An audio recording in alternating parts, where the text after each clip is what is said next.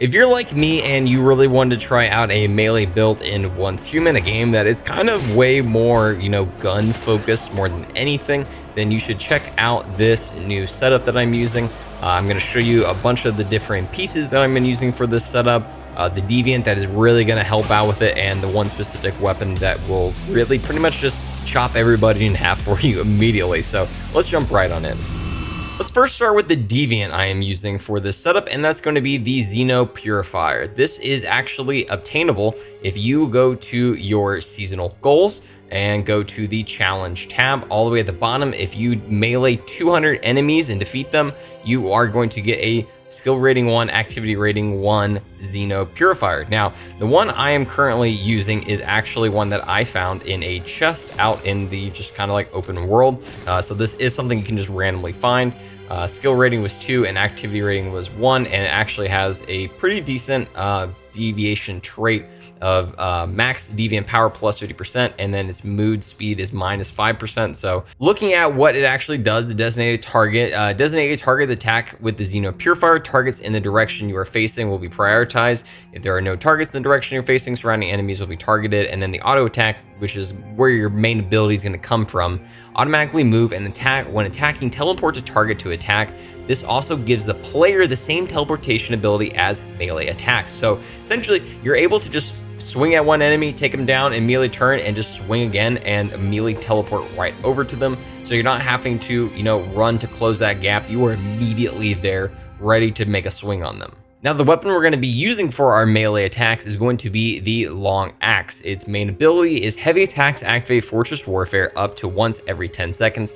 Heavy attacks grant critical rate plus 10%, melee swing speed plus 3% for 10 seconds, and effect can stack up to 5 times. So really solid all around, and if you don't know what Fortress Warfare is, what it does is creates an area within a 2-meter radius. For allies that enter that, they gain super armor and boost their weapon damage by 20%, lasting 5 seconds. So really solid all around for especially something where we are staying, in close range with our enemies. If that's able to activate on top of, especially like a boss or something like that, that means we are getting just some juicy boosts to that, and it is really just great all around. Now, where I actually got this from is going to be this Reese securement point right here at this Rift Anchor spot. There's going to be a chest there where you're able to pick it up from, and then it's just going to give you the materials to do it. You're going to get the blueprint for it and go back and craft yourself one. Now, I'm actually using 3 different armor sets to make this, as min-max viable as possible.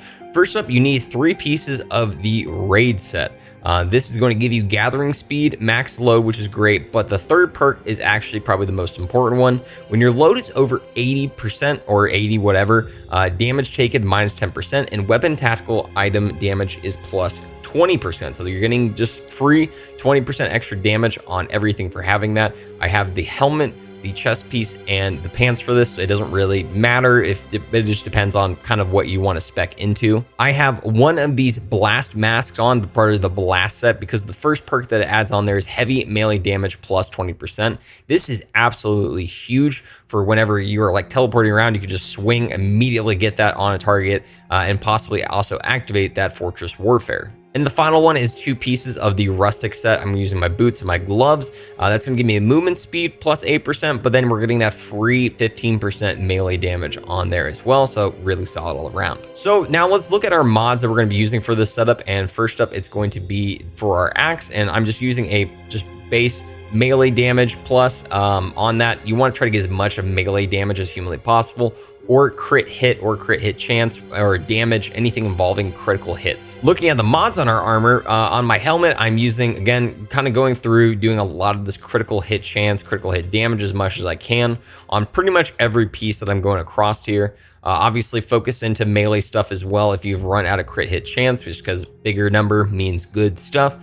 But again, across the board on pretty much every single piece, I am just focusing melee damage of some sort, or critical hit chance or, you know, critical hit damage. Now, the final thing that we really need to look at is going to be our cradle and some things like that.